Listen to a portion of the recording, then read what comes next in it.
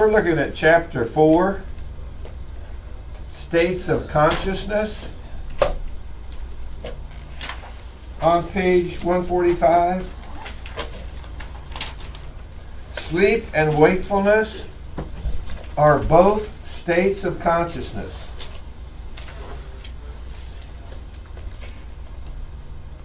They are? Yes. You're just more conscious when you're awake than you are when you're asleep. On the other hand, maybe you're more conscious when you're asleep than you are when you're awake. You go, what? I could be sitting in my office working at my computer, and my wife and my daughter can be whispering to each other, and I'm not even aware of it. I can be sleeping on the couch, and my daughter walks in, and my wife goes, "Shh, he's sleeping." And they start whispering, and I go, "I can hear every word you're saying." It's like, what's going on here? I kind of have an alerted sense of consciousness to people whispering when I'm sleeping. Does that ever wake you up when someone's in the room whispering? Mm-hmm. It's like, so part of this is just trying to understand yourself and how your conscious mind works. And it seems like when I'm working on something, I can focus all of my consciousness on what I'm doing and tune a whole lot of things out. Someone took a picture of me one time when my daughters were in high school. They were cheerleaders, which was so rewarding. Because if they would have been basketball players, I would have had to watch them play the whole game. But since they were cheerleaders, I only had to stop reading my book and watch when they went out between timeouts to cheer. So I got a lot more reading done when they were cheerleaders and then they were basketball players. And a friend of mine took a picture and he goes, "What is this? You bring a book to a ball game?" And I'm saying, "Yeah." I said, "Your son's a ball player, so you're watching the whole game. My daughter's a cheerleader, so I just watch when they cheer. And then the rest of the time, I'm reading books that interest me." He said, "How can you read a book with that crowd around? Can you do that? Can you sit in the middle of a crowded room and just kind of tune everything out and focus on whatever you're doing?" And somebody says, "No, I don't think I can do that." And I'd say, "Well, there you go. Now, that means that I could study and do my homework in the cafeteria, and some of the rest of you could too, who shook your heads yes, but the rest of you going, no, I need a quiet place so there's no distractions while I'm studying and working on things."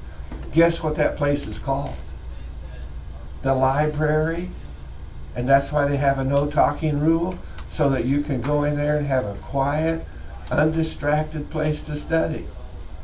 Or your room, where you put a sign on the door, "Do not disturb. Brilliant mind, hard at work. I'm studying. Just leave me a note. Don't knock on the door. Don't say, 'Are you in there?' I'm studying. Just let me have this quiet place to do that." And of course, if there's noise out in the hall, you can't. So that's when it's time to buy a set of these things that guys wear when they're driving tractors or heavy machinery.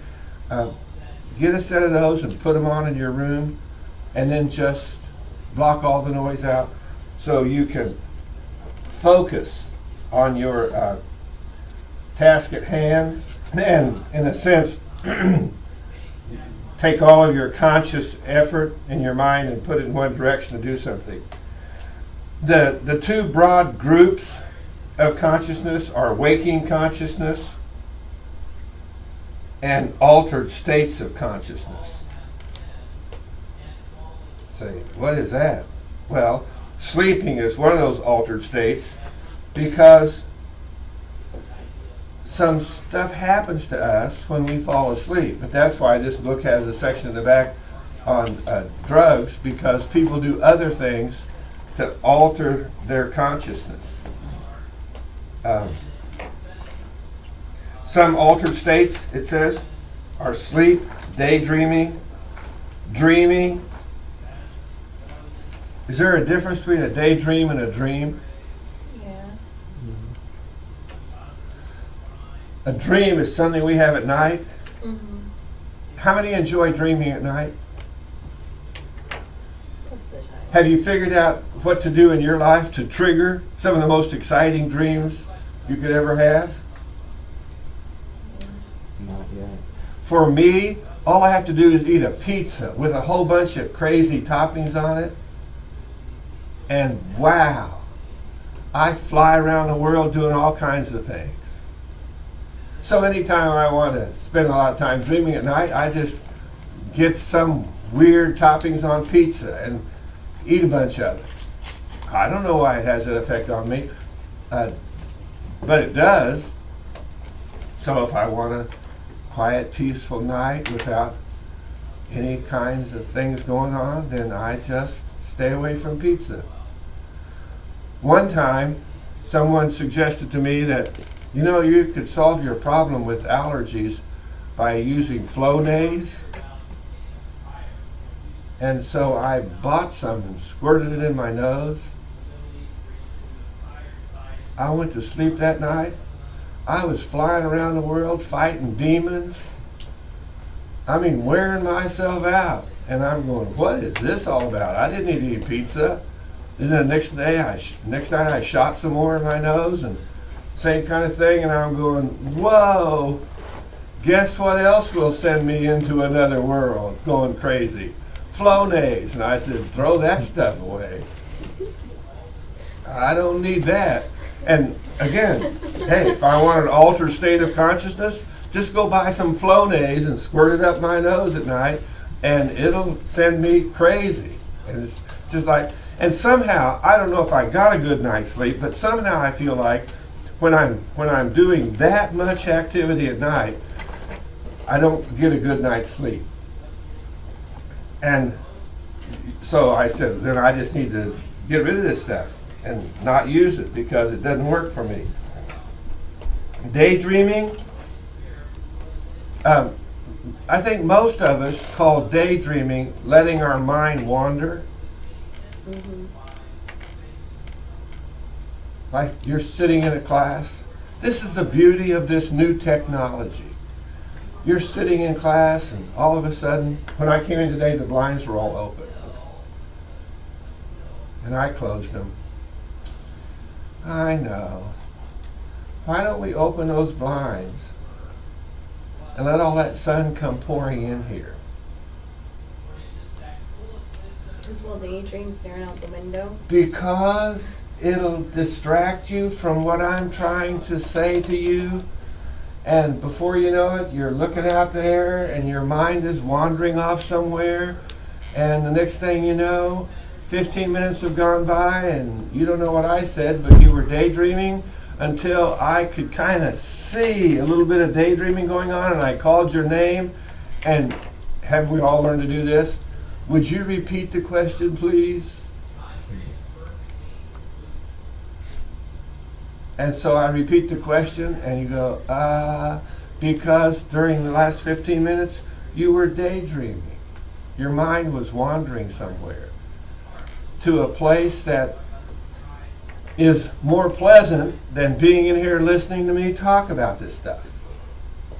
But if that ever happened, or getting enough sleep, and you fell asleep, you can always go back to Canvas, click on this course, click on Pages, and watch the video again. It's like, that's why I come to class, so I don't have to watch those videos. But if you missed, at least you could do that. So this modern technology has something to offer us that helps us. And then you could watch the video when you're in more of a focused state of mind. You're ready to be more attentive to it. And then it says other altered states of consciousness are induced by mind-altering drugs such as alcohol, meditation, and hypnosis. Whoa.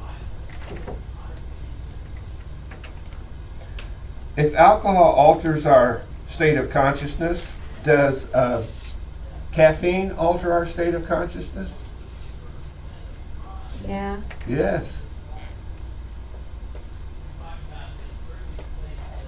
Does tobacco alter our state of consciousness? What does tobacco have in it? Nicotine? That is some kind of a stimulant?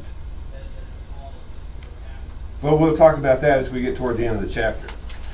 Let's look over here at waking consciousness. Most of us equate waking consciousness with being aware of what's going on. We notice things and respond to things right away. Now, this is scary. Have you ever had a place between, like, for example, where you live and where you work, to where you drive that same route so often that you found yourself in the parking lot at work and don't remember turning all the corners to get there because your mind was someplace else? You were thinking about some other things. Now, to me, that's scary. It's like, how can I be at school already? I don't remember going through the roundabout. I wasn't paying attention, focused on driving. That means I could probably have an accident if I wasn't careful. So it's good to say, okay, I got there anyway, but part of this chapter, I hope, helps you say, I just want to do a little more thinking about my conscious states and be a little more aware of what's going on around me. And not let myself get distracted by things. When our girls got their driver's license and started driving, I said, one rule only, you can only have one friend at a time in the car with you. A carload of girls with one teenager driving and all of them talking at once is an accident looking for a place to happen. Because the driver is eventually going to get distracted with all the conversation and get more involved in the conversation than they are in driving, and something's going to go wrong. Someone's going to hit their brakes in front of you when they normally wouldn't, and you're going to pull in a parking lot and not be paying attention when someone's backing out. It just, who knows what'll happen. But I said only one friend at a time in the car. And at first when they started driving, I said, nobody. You just drive by yourself till you've learned to focus on driving.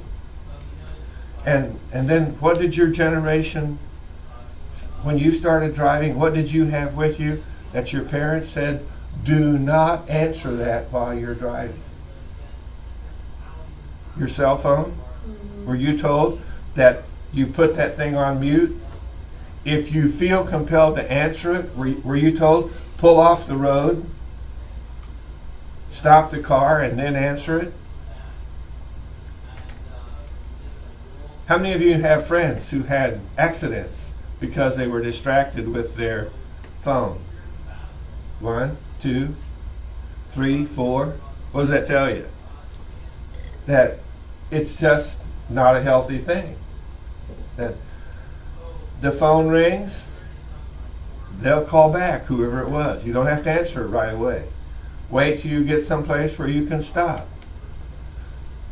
Now, the newer cars have it where what? You can hook it into your radio in your car, and then when it rings, you just press a little button on the steering wheel and answer the phone. So now I won't get distracted. Oh. So I leave here today, the phone rings, I answer it, and Nina goes, Tom, can you stop on the way home from the store, on the way home from work, and pick up some things at the store? And I go, sure. So I reach down and pull my pencil out of my pocket. What did I just do? Did I just get distracted? And I looked for a piece of paper to write on, got distracted again.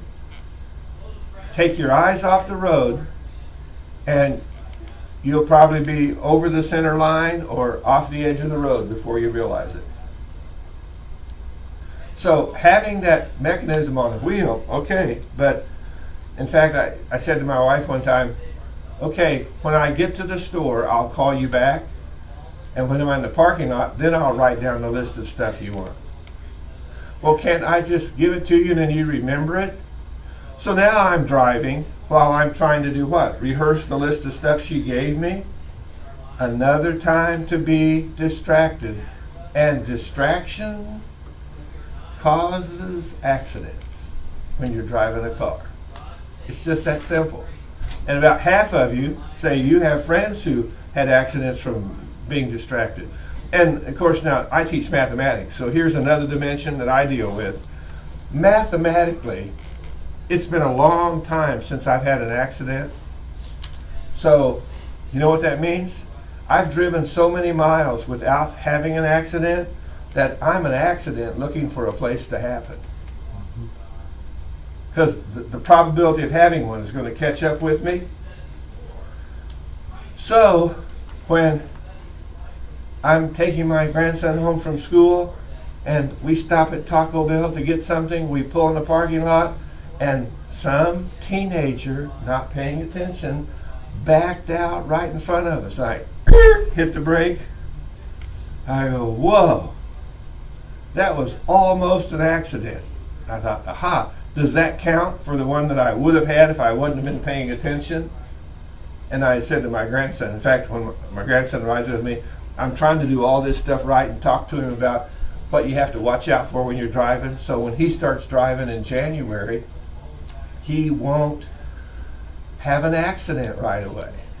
He'll probably have one eventually.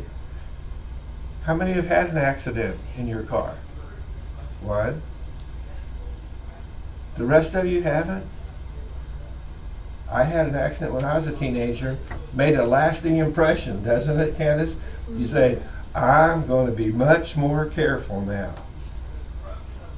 The rest of you? Still waiting for your first one? Well, I'm telling you, when it happens, it'll make a lasting impression on you. You'll be very conscious of it. Is this fair to say, Candace? They'll remember that accident for the rest of their lives. Yeah, that's true. And hopefully, what we remember is that we consciously remember it and think about, I want to be careful that I don't do something like that again. Okay. Awareness is part of consciousness, but only one part. At any given moment, we are exposed to an enormous variety of stimuli from the outside world. All sorts of internal sensations, such as heat and cold and touch and pressure and pain and equilibrium. Oh, we were doing touch the other day. Remember how you touch your fingers? Mm-hmm. Okay, turn your hand over. I did this after class now. How cool is that? Close your eyes and touch your fingernail and go up and down on your fingernail. Wow! Is that cool how smooth that is? Now go sideways on your fingernail. Whoa! Does your fingernail have ridges on it? When you rub your finger sideways on it? Is yours smooth both ways? Is it as smooth going up and down as it is going sideways? It is? Well, that must be a sign of old age. The longer you live, the more wrinkles you get in your fingernail, where it doesn't feel as smooth anymore. And by the way, I should add something here. One of our online students said that my talk about Velveeta offended them a little bit. Now, they were smiling when they said it, but because they like Velveeta. Well, I happen to like Velveeta too. I mean, the thought of going home and taking a chunk of Velveeta and cutting it about that thick and putting it on between two slices of bread with Miracle Whip on it, is that making anybody salivate? I don't know what Velveeta is, so. Oh, he doesn't know what it is. Well, I Googled Velveeta, that big box of stuff they sell at the grocery store, and it is not cheese. It's a byproduct. Yeah, that's why I like it. Which means they take the stuff that normally you would throw away when they make cheese and make Velveeta out of it. And it tells the history of it on the internet. But you eat real cheese, right? Yeah. So probably if he eats real cheese, if we said, try some of our Velveeta, it's cheese too. If you tasted it, you would say, that is not cheese. It doesn't taste right. But for those of us who were raised with it and like it, we go, wow, I'll take some more of that.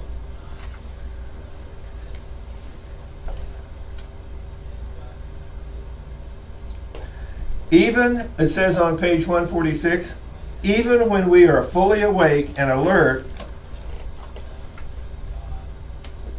we are aware of only a small portion of what's available in waking consciousness. Our brain continues to process information outside our immediate awareness and will shift our attention to things that may be especially important, or that for some reason become important. For example, if you're in a noisy, crowded room and you're involved in a conversation, you ignore the dozens of other conversations going on around you. Agreed? Mm-hmm. You're in the cafeteria talking to somebody. All that noise is just noise in the background. When someone nearby says your name, as soon as you hear your name, what happens? Your attention quickly shifts in that direction. And you might still be carrying on the conversation, but now you're listening to what they're saying about you while you're talking to the person at your table. You're dividing your attention, which means you're not being as attentive to the person you're talking to. In fact, one of the things that television did when it came along is it began to damage the communication process, to the point to where a lot of times today we just take turns talking to each other or at each other rather than really conversing. That is by listening back and forth. And because I was raised with television as a little kid and we watched a lot of it, when I realized that it had that effect on me, I thought, okay, what can I do to reinstate an attentive conversation?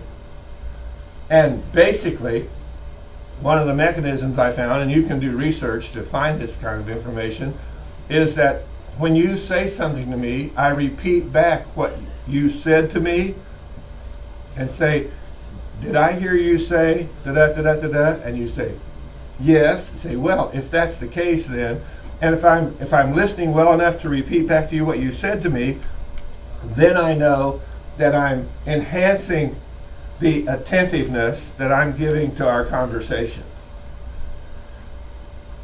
I've actually, over the years, probably because I've spent so many hours in classrooms and been busy in my life doing lots of things, going to seminars, I've worked at developing this, what I would call a skill of doing two things at once.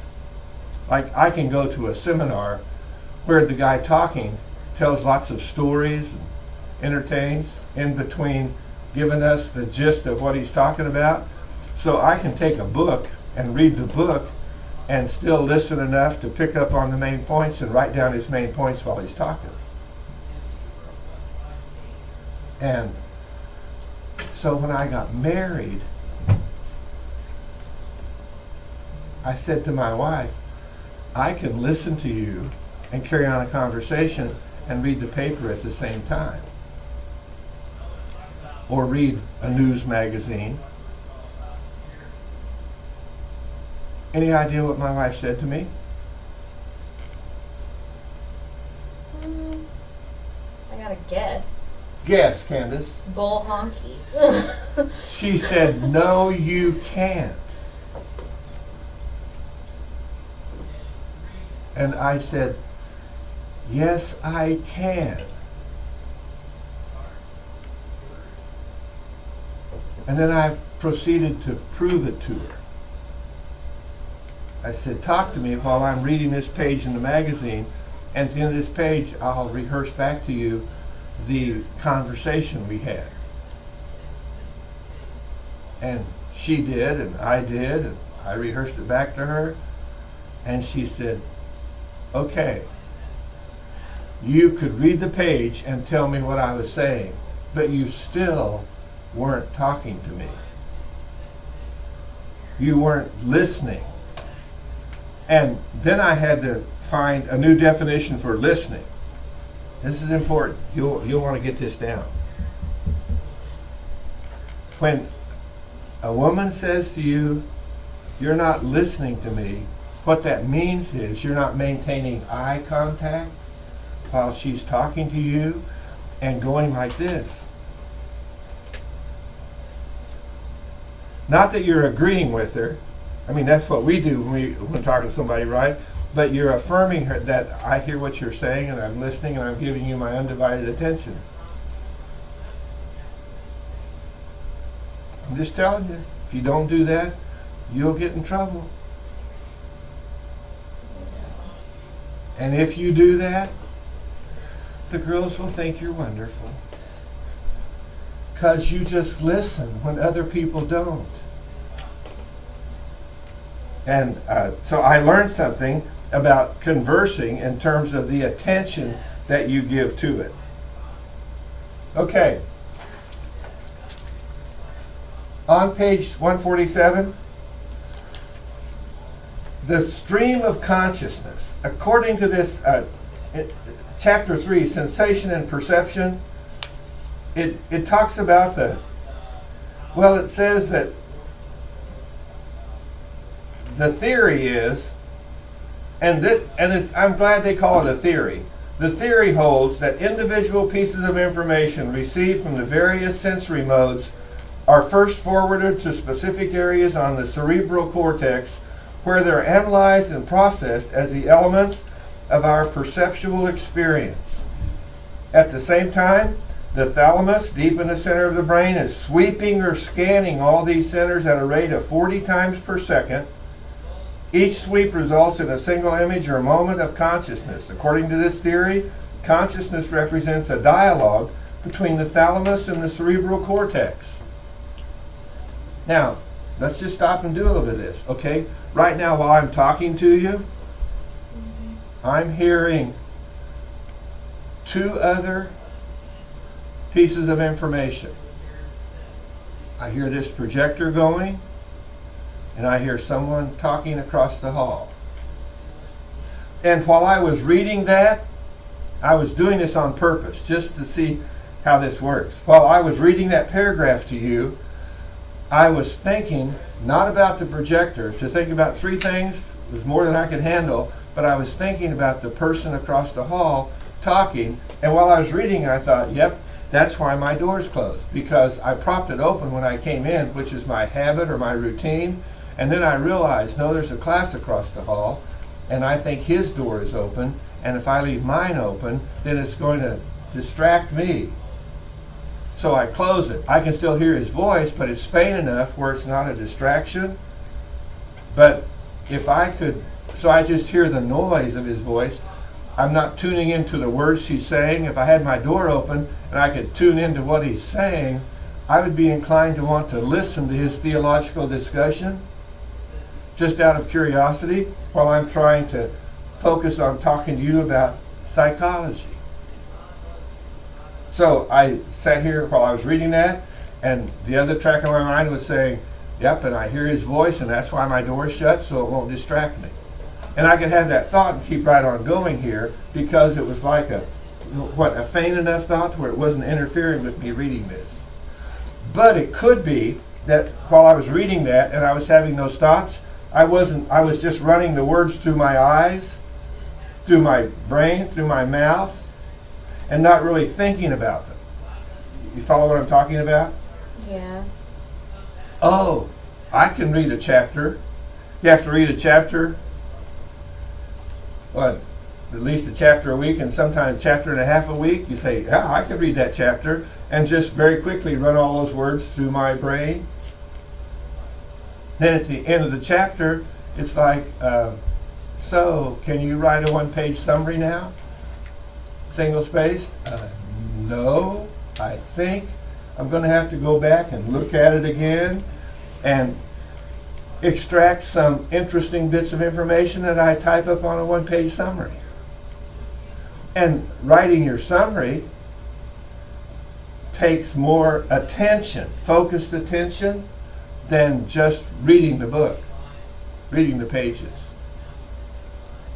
Because if you make a habit of reading, well, like reading your Bible, you can have devotions where you've read a portion of Scripture and afterwards ask yourself, what did I just read? And you say, I just read the Bible for 20 minutes. It's like, yeah, but what did you read? I don't know. I'm just having devos. I'm just reading my Bible for 20 minutes. And one of the things I did to help avoid that mild kind of attention or lack of attention was to say, as you're reading, look for something that you can meditate on throughout the day and think about. And then I found that after a couple of hours, I would forget what it was I was going to meditate on and think about from that passage. So I said, hey, get one of these index cards. Just buy these when you find them on sale and write that thought on there. And can you see what happened? When I read the words and then saw something that I thought was significant enough to meditate on it, I wrote down what I'm going to meditate on, so that fixes it in my mind. And then I put this in my pocket, so if later in the day I can't think of what it was I was going to meditate on, I pull it out and read it again and go, oh, there it is. And I've got it handy, and I can enhance my application of what I read in the Bible just by using a little 3x5 card.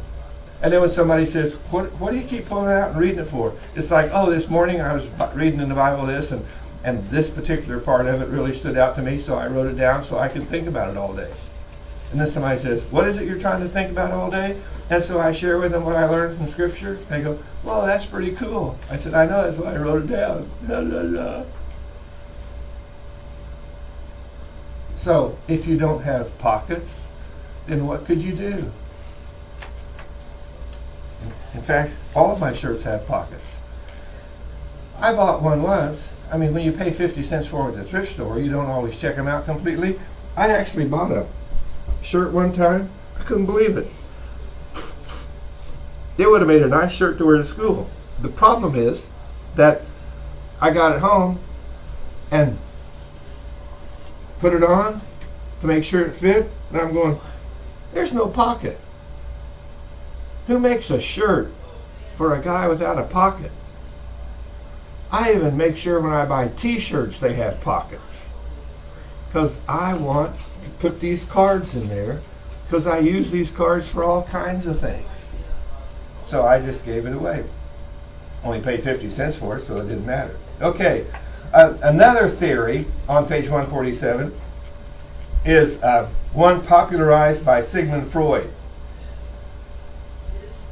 This iceberg kind of thing, the tip of the iceberg, you're only consciously aware of this little bit up here, but you know how an iceberg, 90% of it's below the water, and there's all this stuff underneath the water that you're not even aware of. And of course, with Freudian thinking, and that stuff under the water that you're not aware of, that's the driving force in your life. And I'm glad they put this in here. Many contemporary psychologists reject the idea that people are driven by unconscious urges. And in fact, I think I know why some people like to think that we're driven by unconscious urges. Then it's not me consciously doing it. Hey, wait a minute. Did you just say something mean to that person? What? I said, I thought I heard you say this to that person. Is that what you said? And you go, I don't know. I said, is that what they said? Yes. Well, if someone said that to you, would that be mean? Well, yes. Well, then you just said something mean to somebody else. Yeah, but it wasn't deliberate. It wasn't conscious. You know, I mean, see how that Freudian stuff can kind of, it wasn't my fault. It was my unconscious that did it. Well, then guess what? It looks like we're going to have to punish your unconscious side.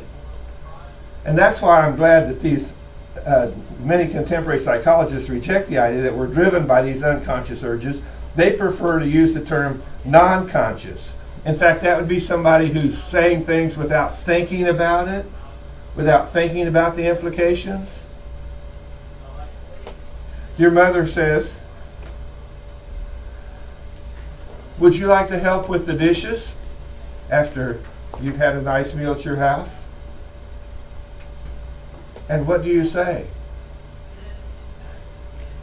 If your mother says, "Would you like to help with the dishes?" what do you say? Not really. You do? Well, she asked me a question, didn't she? Yeah. So I'll tell her how I feel. What would the rest of you say? Would you like to help with the dishes? What? No. No? You got a friend back there. What would the rest of you say? Say the same thing, but then she would turn it to where it's not a question no more. I'm not asking you if you would like to help with the dishes. I'm telling you. Okay, see, at my house, my wife wanted to ask our daughters to do things and to just have them say, "Sure, Mom, I would love to." And if they said, "Not really," or "No," I would say, "Well, now we know how you feel about it. Now get in there and do it anyway." Because I'm not asking you to do it. I'm telling you. Your mom cooked this delicious meal and fed you. Now go in there and do the dishes. So after a few occasions of that happening, guess what they started to say when their mother said, "Would you like to help with the dishes?" And the answer was, "Sure, Mom." Now, why did they want to help with the dishes? Because they didn't want their father barking out another order to get in there and do the dishes. You follow that? It's like, I would rather take the easy way out of this thing than be told to do it whether I like it or not. And for some reason, one of our daughters, I don't know why, but she goes, "Ew, this is so gross." So I said, "What's gross about it?" She goes, "Putting your hands in water that has food off of everybody's plate in it. That's disgusting." And so I said, "Well then, if that's so disgusting, I'll wash the dishes and then you can rinse them and dry them and put them away." And so I'm standing there washing them, and I said, "I'll tell you what, I've been washing dishes all my life, because when I was a kid, my dad said, you boys are going to, after your mom cooks a delicious meal, you're going to clean up." And it was just a matter of letting her know how much we appreciate it. And so while I'm washing the dishes, I'm giving her a lecture on how, whether it grosses you out or not, you still ought to be willing to do the dishes. Now, I don't know if any of you had a father like me, hopefully not, but if you did, you figured out early on, I would rather put my hands in grimy water than have my father stand here and lecture me for the whole time I'm rinsing and drying and putting them in the cabinet. So she eventually said, "Forget it, I'll just put my hands in the grimy water." And after you do that a while, you get used to putting your hands in grimy water. Or at least it becomes tolerable, and you can do it without going bonkers or something. So it's like, it's just stuff we're not thinking about. It's like we say things without thinking, we do things without thinking, and hopefully we realize that some of this stuff that we're not thinking about ought to be given more thought, that we ought to be giving a little more thought to what we're doing, what we're saying, and what's going on in life. Okay. Daydreaming on page 148, pardon me. Daydreaming and fantasy. Everyone has daydreams. Apparently effortless, spontaneous shifts in attention from the here and now into a private world of make-believe. And I don't know how private it is if you talk to other people about it. Some of my best dreams that I've ever had are the ones where I dribble a basketball down the court, soar through the air like Michael Jordan, and slam dunk the ball through the hoop. Now, I watch baseball all the time, but I never dreamed about that. It was just basketball I dream about. And the other dream I've had is probably after watching a Billy Graham crusade, standing somewhere in the world preaching to a huge auditorium. No, a football field, no, a baseball field full of people. And that's never happened either. But my sermon was outstanding. It was? Yes. What'd you say? Now see, watch how this works. I don't remember. I just knew it was a phenomenal sermon. I mean, it's kind of fun talking about our dreams. Well, the good ones. What about the bad ones? I still tell people, but it wasn't fun. Yeah, or scary ones. Maybe scary dreams is a way to describe them. When I was a teenager, in my early teens, I didn't get saved till I was 18 years old. And in my early teens, I had this recurring dream that I was just out walking through the woods having a good time, and I heard this noise behind me, and I turned and looked, and whoa, there was this huge lion going roar. And I thought, he's going to kill me. So I start running, and I look over my shoulder, and he can run faster than I can. So every time I would jump over a log and duck down underneath the log on the other side, thinking that the lion would just jump over the log and keep going. I mean, that's what happened in the cowboy movies that I saw as a kid. You know, the guy would run behind a tree or down in a ditch or something. And the lion would always jump over the log and then turn around and go roar right in my face. And I would wake up, just panting and going on. Scare me to death. And after I got saved at 18, I quit having that nightmare. And after I got saved and started reading through the Bible, who did I read to be the roaring lion, seeking to devour? Isn't that interesting? That even, now see, I'm thinking that when I was a little kid, my grandmother used to take me to go to Bible school. I'd go to live at her house in the summer during the weeks when they had Bible school at her church, and I'd go to her church. I remember Daniel in the lion's den, so maybe that was where that came from, listening to that story. But isn't it interesting how sometimes some of these scary dreams we have can reflect some real life stuff going on? I think the danger is when people start to think like, it's this dream that ought to be the driving force in my life. No, it's the Word of God that ought to be the driving force in our lives. And it's the still small voice of the Holy Spirit that ought to be the driving force in my life. Not some dream I had. And especially knowing that I can just eat strange topping pizza and trigger dreams that are really bizarre. The urge to daydream seems to come in waves, surging about every 90 minutes. Now, see, when we used to teach classes that lasted for an hour, so we have an hour worth of class, so you're out of here before you have the urge to daydream. When we changed to having 8-week instead of 16-week classes, and you have an hour and a half class every time,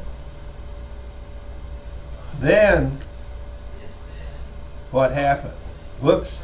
Now we've put you in a place where you're here for 90 minutes, and which means in this class structure we have now, there's probably be an occasion during the class session that your mind will tend to wander off into a daydreaming-like state.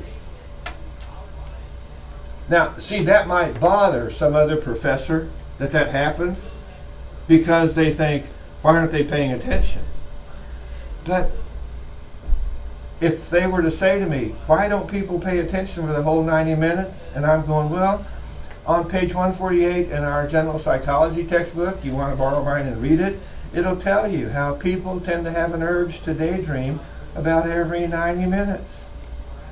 And it peaks between noon and 2 o'clock. So if you have a class from noon to 2 o'clock, it's going to be a greater struggle to focus your attention. Isn't it cool to learn this stuff as to what's going on, and that it's pretty much true of everyone all over the world? And of course, there's another dimension going on that relates to the last chapter, and that has to do with the biology of this stuff. If you eat lunch, if you go to the cafeteria and they have a really great lunch and you just really load up on it, and then after lunch you have a class, you know what your body is telling you to do? Okay, do any of you have a habit of eating lunch and then taking a nap? Isn't that cool? There is nothing that's more satisfying to the soul of mankind than to eat lunch and take a nap. And see, okay, I grew up on a farm where when I went to work for my grandfather, doing farm work for him, we loved working for him because we would always go to the house in the middle of the day. His wife would cook a big meal. Then after we ate, we would take a nap before we went back out to the field to work some more. So I got a taste of getting to take a nap. I think they do that in some countries in Europe.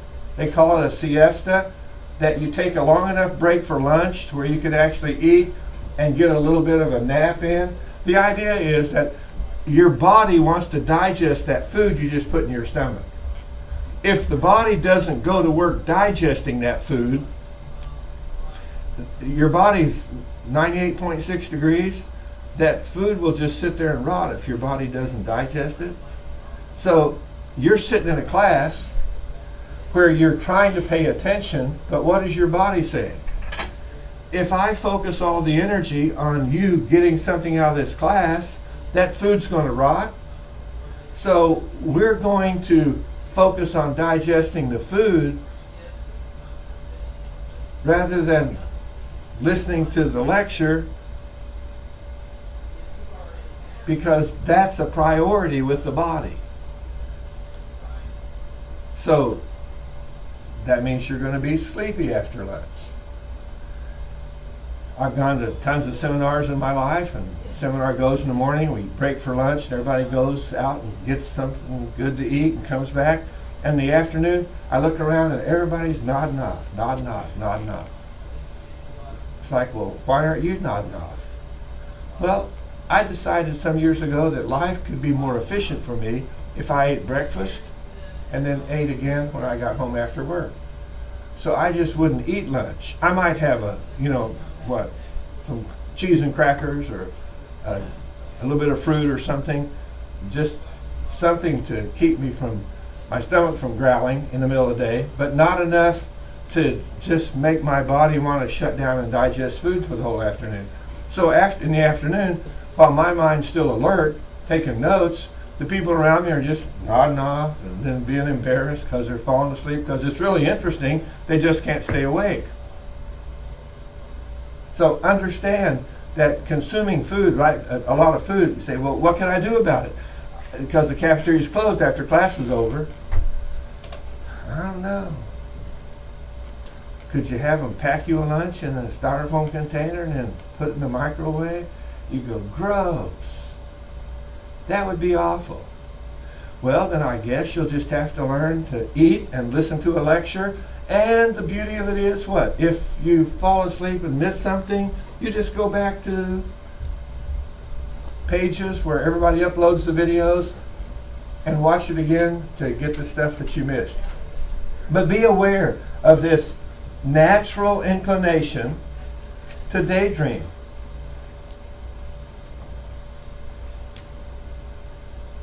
Some people daydream about pleasant, playful, entertaining scenarios. People who are extremely achievement-oriented tend to experience recurring themes of frustration, guilt, fear of failure, and hostility. Oh, wow. So some of your kinds of dreams depends on your personality. Does daydreaming serve any useful function?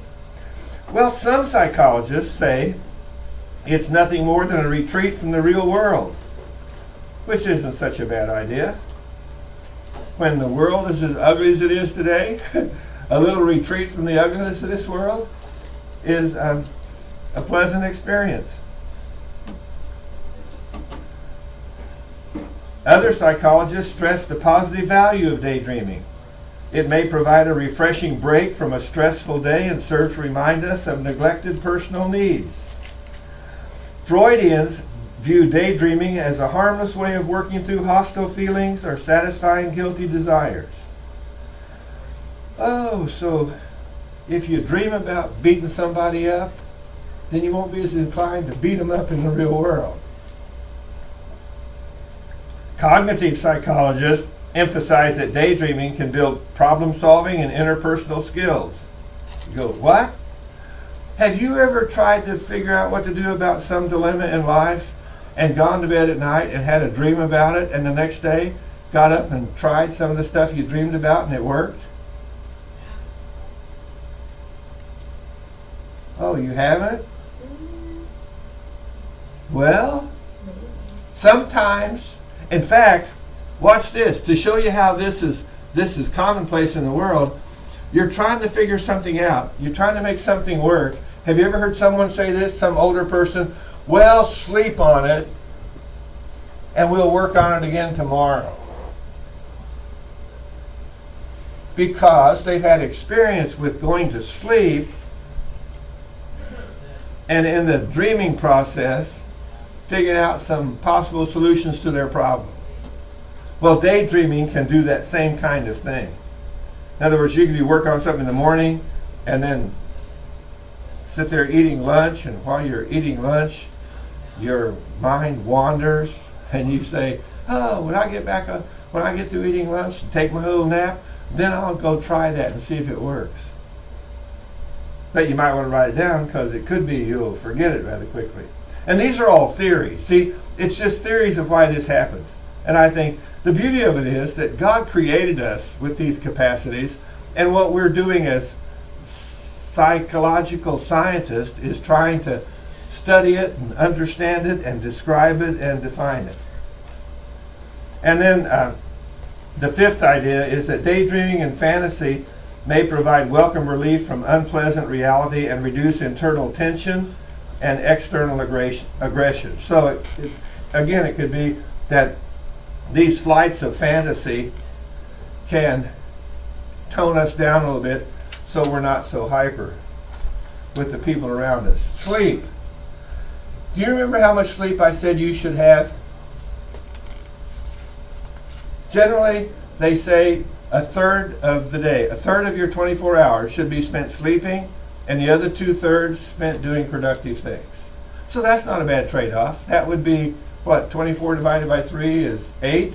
So 16 hours of productive life and 8 hours of sleep to be rested up to do another 16 hours of productive stuff. I mean, to me, that sounds like a pretty balanced equation, doesn't it? Pretty balanced pie for your life. Sleep 8 hours. But have you ever made a circle graph of your life and figured out how you're going to get 8 hours of sleep in?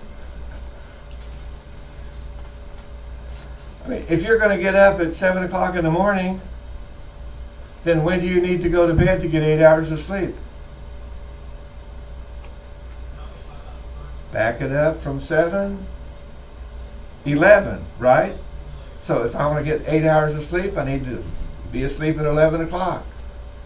If I'm going to get up at 6, I need to get in bed I need to be asleep by 10. Now, see, I say be in bed by 10. Well, if I'm in bed by 10, I'm not necessarily going to fall asleep at 10. Because my mind is whirring around, thinking about things that I'm going to do tomorrow and what happened today, and it'll take me a while to fall asleep. And then it's like, well, so what? If I go to bed at 10, I'll be asleep at 10:30, so I got 7.5 hours. Hey, that seems to work for me. You understand? The 8 hours is kind of a general pattern, but it could be that all you really need in life is 7.5. I will confess to you that when I was in college, I don't know if it's in psychology class or where, but I read about a guy who slept 4 hours a night and spent 20 hours a day being productive. And somehow I just thought, that sounds so cool. Now that doesn't to all of you, but it did to me, so I thought I would try it. Well, I needed more than 4 hours of sleep. I bumped it up to 6, and I was still tired. I bumped it up to about 7 or 8, and now I finally found the formula that works for me to where I can be the most productive when I'm awake and get the sleep I need to keep me going and to make my body work right. So I guess you kind of have to do a little bit of experimenting to see how long you can stay awake. Now, probably the one time, the first paragraph on page 149 talks about people who've tried to stay awake longer than 20 hours. If usually of all places to do this, usually we try to do that when we're driving a car on a long trip. Now, is that an accident looking for a place to happen? What should you do when you're driving your car and you get sleepy? What? Pull over. Pull over. Go into a 24-hour restaurant or a Walmart parking lot or a 24-hour McDonald's. Pull in the parking place. Put your seat back. Go to sleep. It's not a comfortable way to sleep, so after about 30 minutes or 40 minutes, depending on what your body needs, you'll wake up kind of stiff and sore. Go inside, buy a cup of coffee, and when that happens to me, I'm good for about another 4 to 6 hours. And then I get down the road 4 to 6 hours and I start feeling sleepy again. Pull off again. Put the seat back, fall asleep. Sometimes I've slept as much as 2 hours because my body needed it. Wake up, feeling stiff and sore because I'm sleeping in a car, kind of in a reclining position. Go get a cup of coffee, drink it, head down the road to keep going. You understand? You can drive a long distance, but if you keep driving, now I don't know who thought this up, but when I was your age, okay, now if you're driving down the road and you start to run off the road, you're either brrr, right? There were none of those when I was your age. When I was your age, the only thing along the side of the road was gravel. So that meant the only thing that caught your attention when you ran off the road was that your car wheels are in gravel. What happens when you turn your car wheel real fast when it's in gravel? Okay, I saw this happen to friends of mine. It flips your car over. Your car slides in the gravel and rolls over on you. So whoever thought about putting those little brrr ridges along the road, they have saved countless lives. I mean, if there's anybody that we ought to celebrate when he dies, is find that guy and put a monument in Washington dedicated to him for all the lives he saved by coming up with that idea. Instead, we celebrate people who entertain us. Whatever. Okay, enough of that. But this guy saves lives. But so what I'd say to you now is if you're driving down the road and you are so inattentive to driving because you're tired that you run over that little strip, then it's time to find a place to pull off and just go to sleep. Put your seat back and get some sleep. Find a safe place to park your car in a gas station parking lot, a fast food parking lot, a Walmart parking lot, and go to a grocery store parking lot if it's open 24 hours and go to sleep. And then when your body's got enough sleep, you'll wake up and drive down the road again and live a little longer. When people are sleep deprived, they crave sleep as strongly as they would food or water after a period of deprivation. That's how your body needs sleep, just like it needs, you can only go without water so long before it adversely affects you. It's the same with sleep.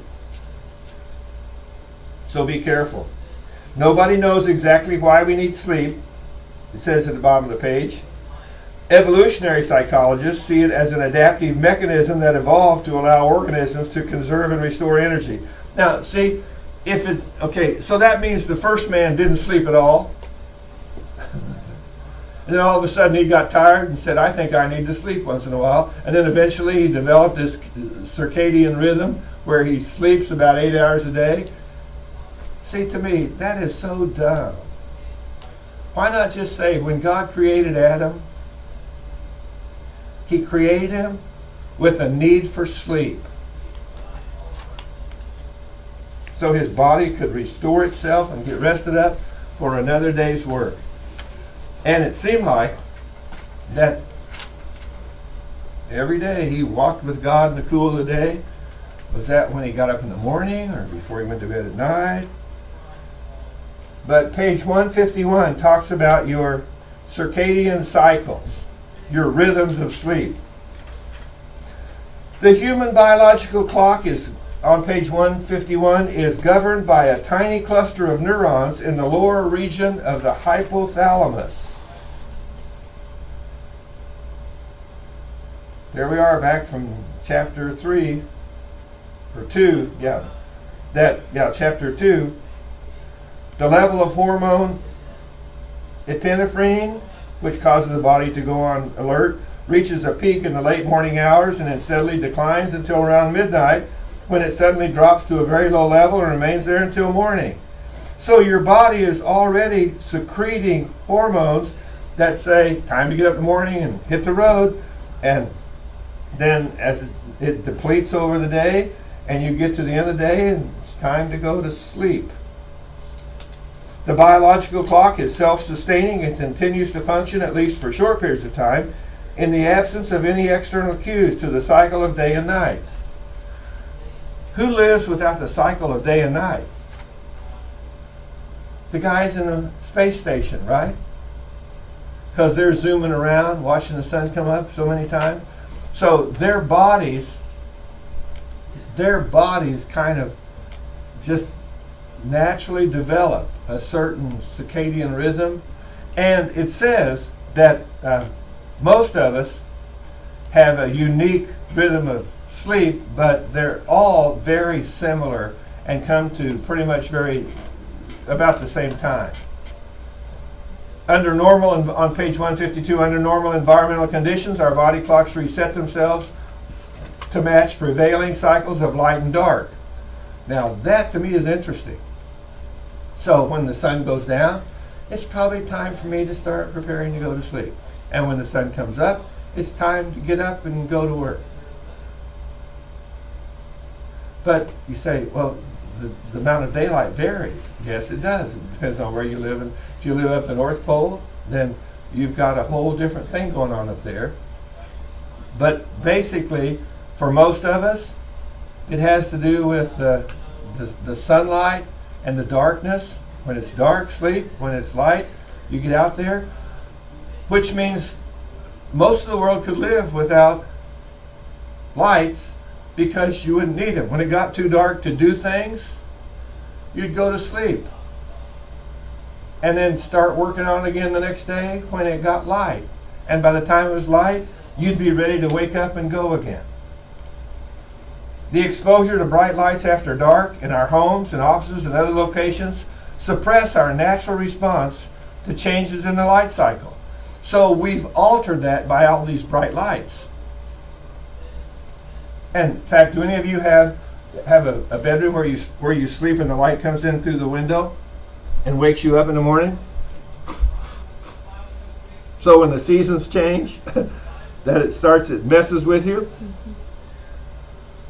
Well, the way to do that is to put room darkening shades on your window so the sun can't wake you up. So then when you stay up late at night with all the artificial light, you can sleep as long as you want the next day.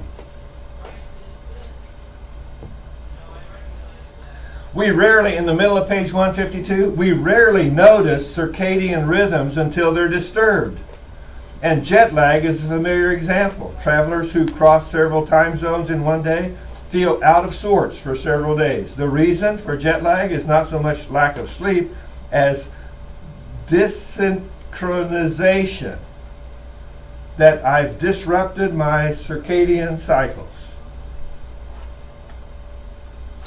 Now, what should we do here? The rhythm of sleep.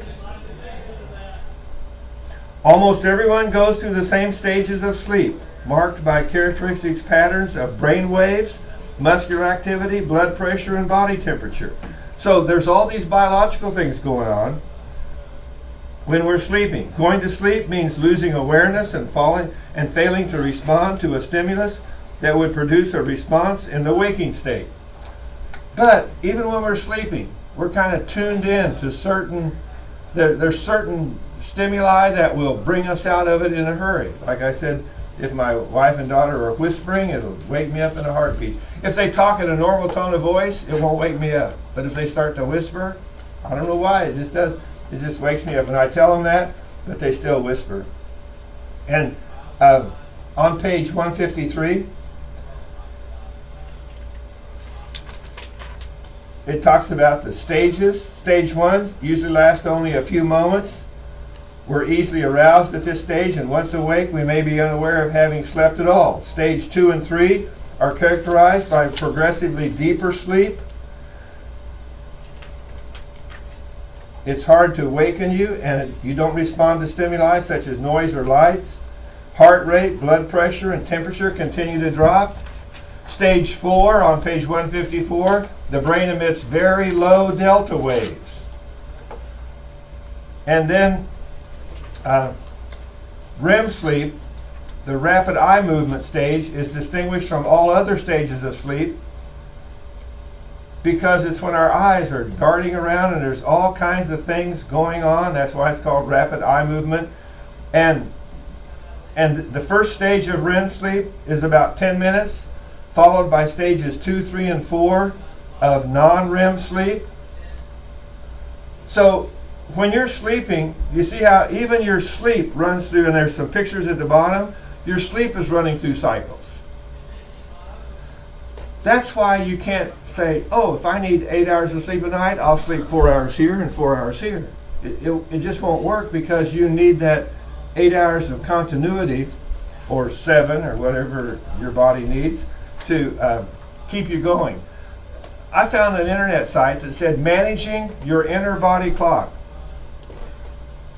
Throughout the day, this clock ticks inside our bodies. It wakes us in the morning and makes us sleepy at night. It's our circadian clock. It even influences our thoughts and feelings. As early as the 1970s, researchers began looking at the distinction between morning people and night people, often referred to as larks or owls. Are you a morning person or a night person? Night. Night? Night? Night? Do all of you know what you are? Well, I'm a night person, and I married a morning person. Now, what's that all about? Well, it makes for taking care of children, right? I can stay up and take care of them as late as they need to be taken care of at night, and if they start needing something in the morning, my wife's up and ready to go. But watch what this does to our marital relationship. We go to bed at night, and I'm talking a mile a minute about all the stuff that happened that day because I'm a night person. Any idea what she does while she's laying over there with her head on the pillow looking so lovely? What do you think she does? She falls asleep while I'm talking to her. What do you think about that? Hey, now that you've studied this stuff, you won't be offended, right? Don't take it personal. She's a morning person. And guess what happens in the morning? She wakes up before I do. She gets up and fixes breakfast. And then she brings it to me in bed.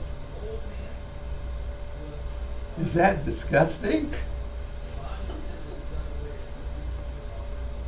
And she goes, Tom, it's time to get up. And I sit up on the bed and hang my feet over the edge, and I reach for my plate of food, and I don't even care what I'm eating. And then she just starts talking a mile a minute like I was doing the night before.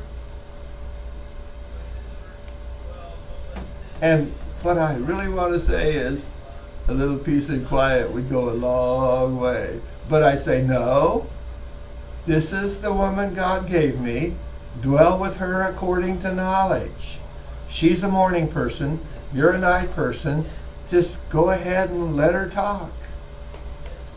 And don't be offended when she falls asleep when you're talking at night. You understand how, who would have thought that studying psychology could help me learn how to be a better husband than I would be without that information?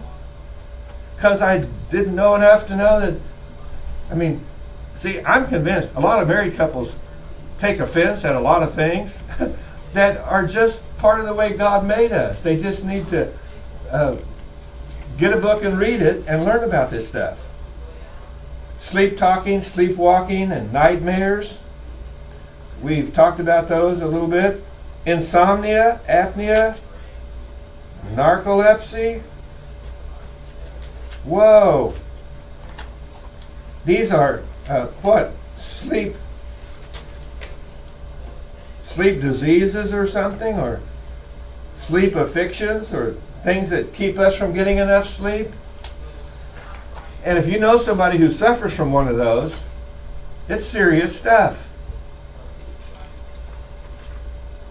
So be aware of it and recognize that, what does it say?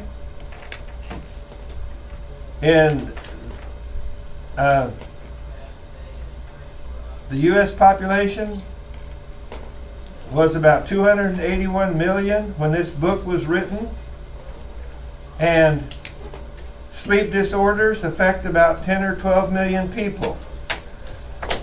So that would be about 3%, 3 or 4% of the population. That means out of every 100 people you know, 3 or 4 of them are going to have some sleep disorder problems to deal with. And if you have those, get some help, because you're going to need it if you're going to function normally. Okay, we've talked enough about dreams. Let's talk about drug-altered consciousness. I have a thing I found on the internet called The History of Painkillers.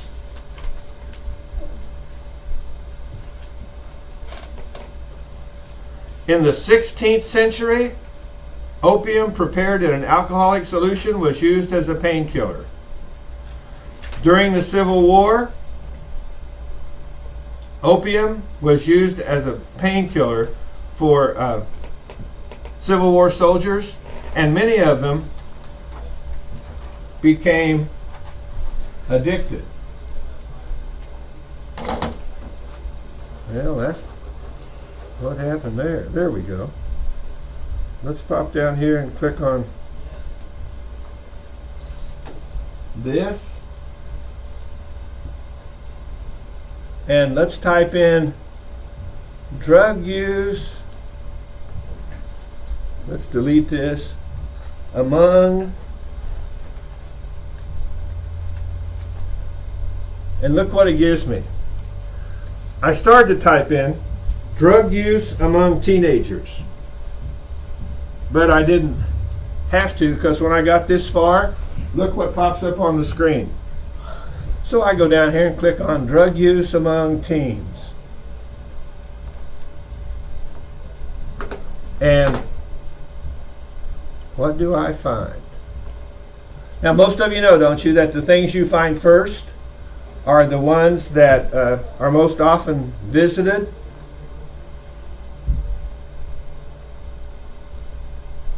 The most commonly used illegal drugs: marijuana, cocaine, LSD, PCP, opiates, heroin, designer drugs, ecstasy. Someone designed something to alter your mind? Yeah. The average age of first marijuana use is 14, and alcohol use can start before the age of 12. How does a 12-year-old get a hold of alcohol? They can't buy it, can they?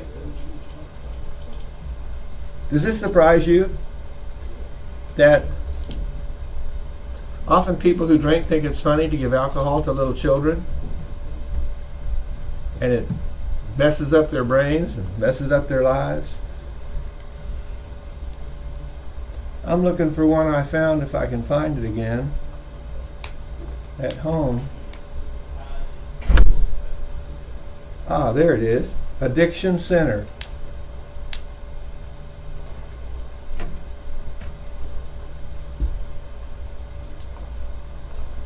Teen drug abuse. It talks about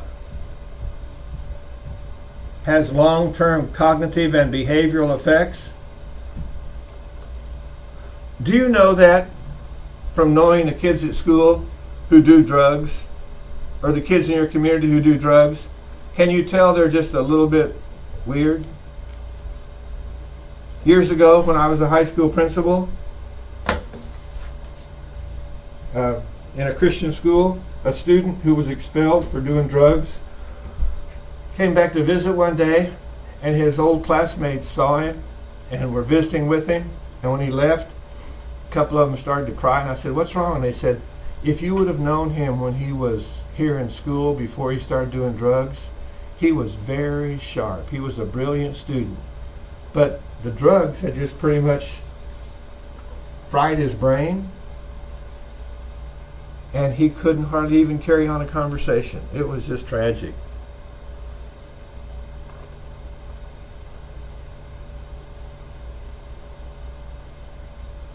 Half of all new drug users are under the age of 18. But you know what I was looking for is, why do people use drugs? Curiosity. Curiosity. You know, you shoot a gun, you say, "Wow, look what that bullet did to that watermelon. I wonder what would happen if I shot it through my hand." Now that's curiosity, right? Shooting it through your hand, that's just stupidity. Would you agree? Okay, shoot yourself in the foot. See what it feels like. That would be, what else would you call that? So, curiosity, yeah, you might be curious about it. If you see what it does to people, why would you be dumb enough to do it? Peer pressure? I'm going to do this because all of my friends are doing it. I'm going to tell you right now, you've got the wrong set of friends. Find some new friends. Walk away from. Proverbs tells us that bad company corrupts good morals. Stay away from those people. Stress. I'm stressed, so I'm going to pickle my brain. I'm going to fry my brain. Well, that's just going to create more stress, because now you're going to be less able to handle things. Emotional struggles. If you're having some emotional struggles, find someone to talk to. Don't use some kind of chemical substance. A desire to escape. Talk to someone about what you're trying to escape. There's a better way to do it. Now, it is true. Like one time, I heard a guy say when I was younger, he said, "Wow, we had a marvelous weekend. We got so drunk we don't even know what we did." I said, "Then how do you know it was marvelous?" He said, "Well, it had to be, because I didn't worry about a thing all weekend." I said, "No, you can't remember what you did."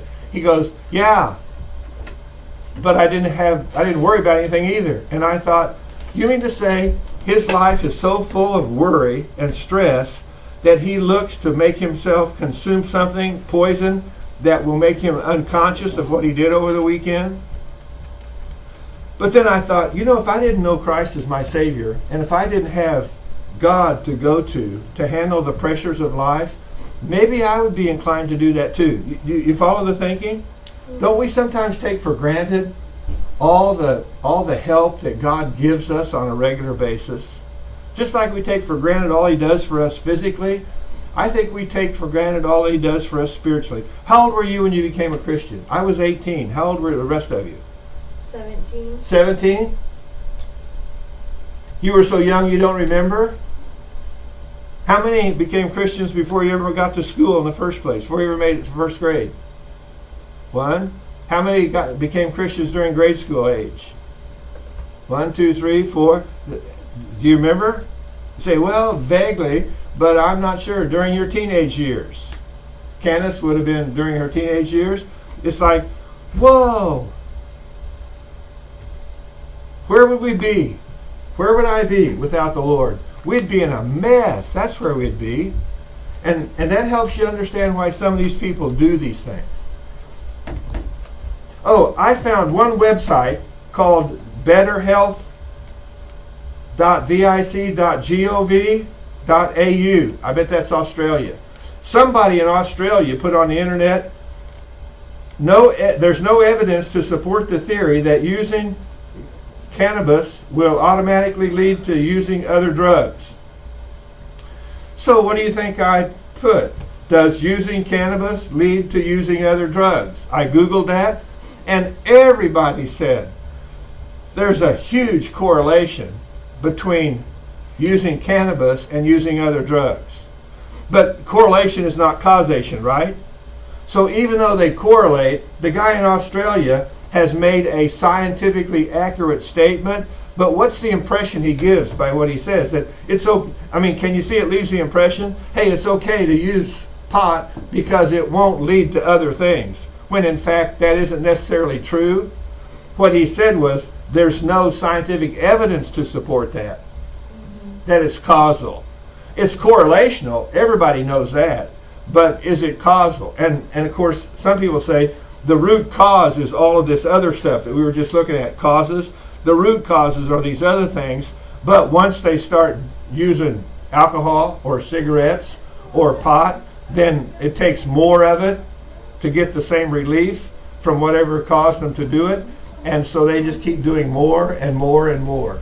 And it just gets worse and worse and worse until it eventually consumes their lives.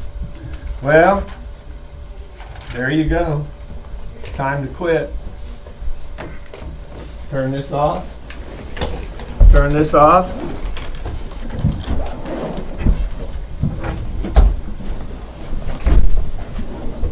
Turn this off.